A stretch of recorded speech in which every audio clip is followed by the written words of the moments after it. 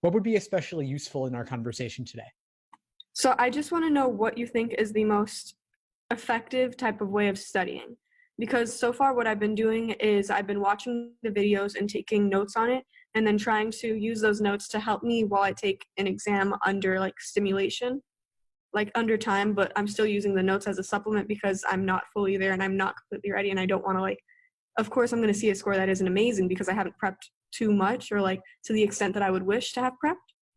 And I know that if I try to use your notes to try to supplement it, it could help connect some dots. Sure. So tell me a little bit about what kinds of notes you're taking.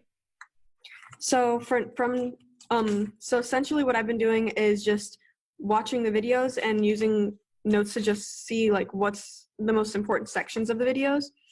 I'm in the beginning portion of all of your videos.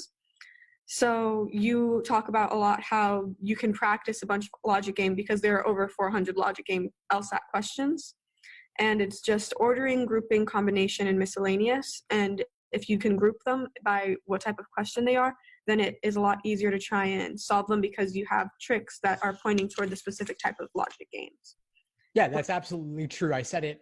I agree with it. But to have that by your side as you're walking through an exam, I think is of somewhat limited usefulness. That's just really background information. That's not really a test-taking strategy. So, for example, in my logical reasoning videos, I'll talk about pacing strategies and how you might aim to complete the first 10 questions in 10 to 12 minutes, building up a time bank to apply to tougher questions later in the section. And so if you're prone to not pacing yourself along those lines, but you want to, having that committed to memory or having it by your side could be useful. But the LSAT, it's not really a test of memorization. All of that foundational material is something to just familiarize yourself with it, but I wouldn't suggest you try to memorize it in terms of flashcards. It's to really just more absorb. And then you can use different diagramming strategies for ordering games or grouping games as you complete them, but that will become more apparent to you as you do lots of those games. Okay. So what do you think is the best way of trying to study though? Trying and master the LSAT? Sure. So you have one of my study plans, right? Yes. So the underlying principle behind those study plans is what I call the LASER approach to LSAT studying. LASER is an acronym standing for Learning, Accuracy, Sections, Exams, and Review. So learning is the theory, and that's where the video lessons in my course, that's what those will give you. They'll give you the basics, they'll give you the overview of the different sections of the exam and the various question types. You take that theory, you take that learning, and you apply it to specific questions where you focus on accuracy, meaning you're working through questions untimed by type. So you might do several ordering games, then several grouping games, then several combination games, and so on. S is for sections, doing individual timed 35-minute sections to work on your pacing. So that's where you might want to say to yourself, I'm going to do the first 10 logical reasoning questions in a certain amount of time, maybe about 10 minutes, or I will do the easier game in less than 8:45 to have a time bank to do the tougher game in closer to maybe 10 minutes or 11 minutes. Do you have any tips for going to the tougher games? Because in the tougher games, I kind of just read them and I'm like, oh my God, what do I do? How do I begin to understand this? Because I can't find I can find some keywords, but I could find keywords of different avenues for the games. Yeah, I don't think that keywords are going to tell you that it's a tough game or not. It's really about what are the tasks they're asking you to perform. So as you said, ordering, grouping, combinations, and miscellaneous, think about what tasks the game is presenting you with, and that will dictate what direction you take it in. And I'd focus on the simple, pure types first before getting into those tougher ones. I have a list of the tough ones I can send you where it's basically every weird curveball game from test number 1 up to present. But focus on the foundation first if you're just getting started and deal with those later. So how do you think that you should space yourself when it comes to the different exam usage? Should I begin at exam number 1 or should I begin somewhere in between so that I don't run out of material, but also I'm not using exam material that is not particularly useful. Of course, yeah. So the exam has evolved over time. More recent is more relevant. Now, when are you taking the LSAT? I'm taking it in July. Oh, so you've got time. Awesome. So if you've got time, you could theoretically work through every exam ever released. I don't think that you need to, though. You might start with the exams in the 50s, build your foundation there. Then once you've done that, get into some of the older stuff because you'll have time for it. And then finally conclude with the newer stuff. So start with the 50s, then do everything in the 20s, 30s, and 40s, then come back and do individual sections in the 60s, then do full-length exams in the 70s and 80s. And just to circle back to that laser approach to studying, after you've done those individual sections, then you want to work on full-length 5-section timed exams.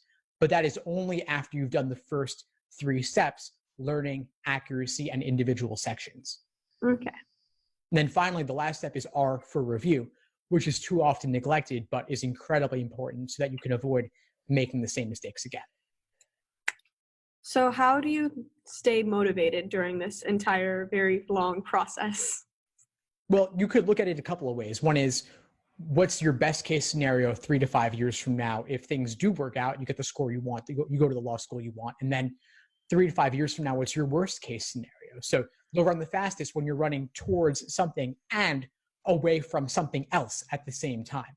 So if you're stuck in a job you don't like, or you face the prospect of pursuing a job you wouldn't like, but getting that top LSAT score and getting into the law school of your dreams would help you get to a career that you do want to practice, then that could be sufficient motivation.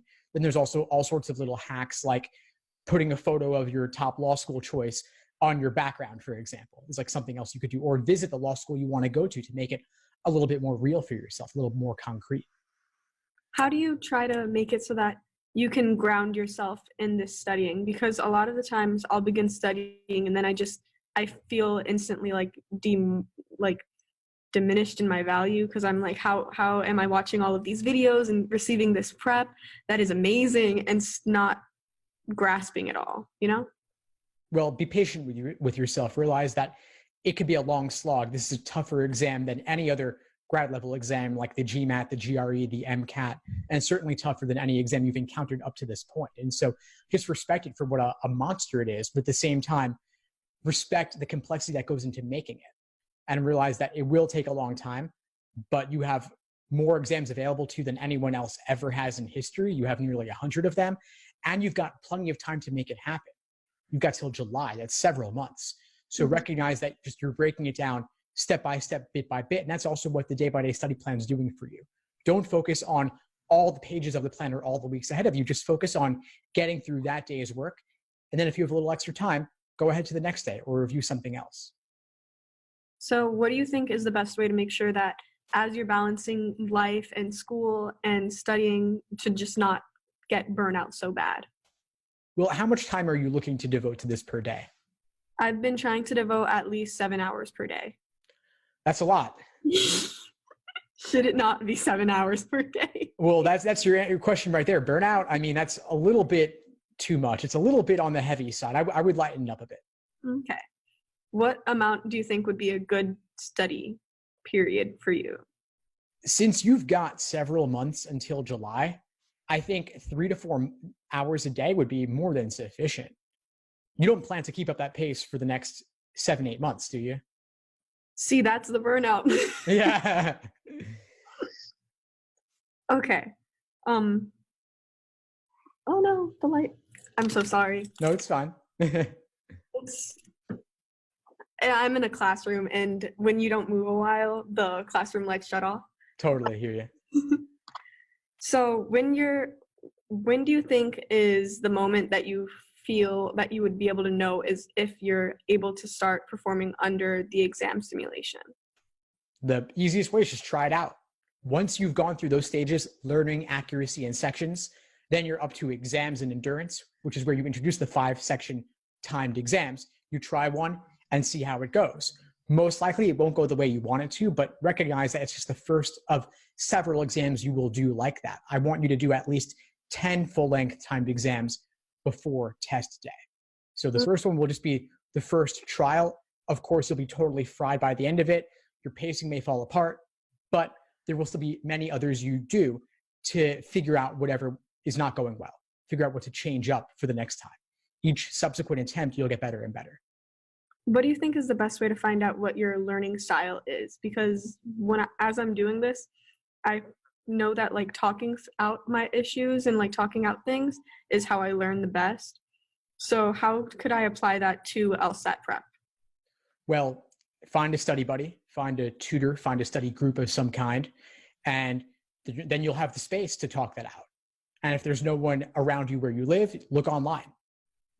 But yeah, you can definitely find people who will talk about this with you. That's one of the wonders of the internet, is that although people may be isolated in their individual social circles where they're studying, there are many communities. I have a Facebook group for the LSAT Unplugged community where you can go and post questions, find study partners to meet over Skype or Zoom or phone or what have you. And that's a great way to learn it better, because you learn a lot by explaining it to someone else, and you can also benefit from what others have to teach you. I really appreciate so much that you're able to do this and that you're even able to offer this. It's unbelievable. And I just want you to know that I'm completely grateful for it, and I'm trying my best to make sure that I use as much of it as possible. It means a lot to me. I really appreciate it. Of course. I mean, with all of the amazing things that people have said about you, it would be stupid of me to not, you know? Also, on the LSAT, I read something that it says that the logic games aren't cumulative, but I know that in your videos you explain that if you have something that can help you understand how local question 1 works, then maybe it could help with a central question 5 or something. Yeah, so what they're saying there is that if L is on slot 3 for a certain question, that diagram that you draw as a result of that local limitation is a valid diagram regardless, but L will not be fixed on 3 for the subsequent questions necessarily. Oh. That's all they're saying. I thought that they were saying if you find something out in question number 1, that doesn't mean that if the thing that you found out will be applicable to the rest of the questions. No, all valid scenarios are still applicable, assuming they haven't fundamentally changed the rules of the game. Okay. I think that those are all of the questions that I have so far. I'm still trying to completely understand this beast, as you put it. Thank you so much. The biggest insight that I've got is understanding how to completely attack it through laser, because before this, when I had looked at the study guide, it kind of just looked like a separate monster attacking me from the LSAT, and now it looks like something that I can try and digest a lot easier, if that makes sense. Totally. The study sheet now makes sense, because before it was another monster like the LSAT. Great. Well, I'm really glad I was able to help. Please keep in touch and let me know if I can help in any way as you move forward. Thank you so much. My pleasure. Take care.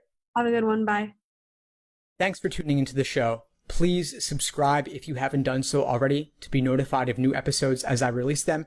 And feel free to reach out if you need anything at all as you move forward with your prep. I'm happy to help however I can. In the meantime, I'll wish you all the best and take care.